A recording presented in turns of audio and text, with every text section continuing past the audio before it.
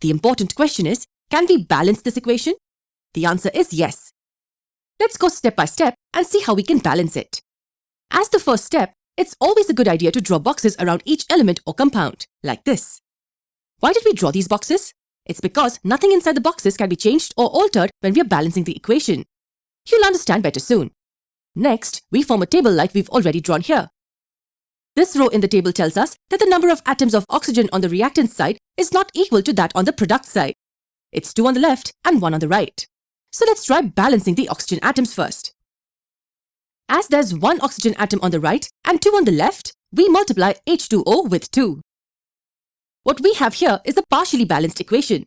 The number of oxygen atoms on the right is 2 and that on the left is also 2.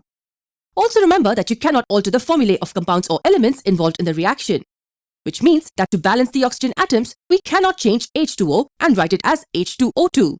This would be incorrect. Let's go back to the partially balanced equation.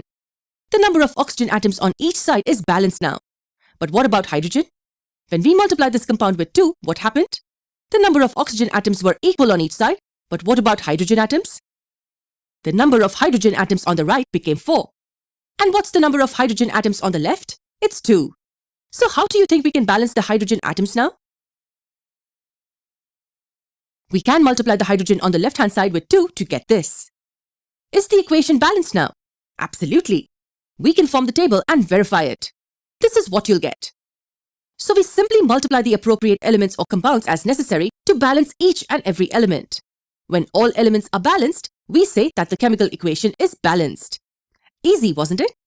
Why don't you try balancing this chemical equation? You'll see the solution in the next part of the lesson.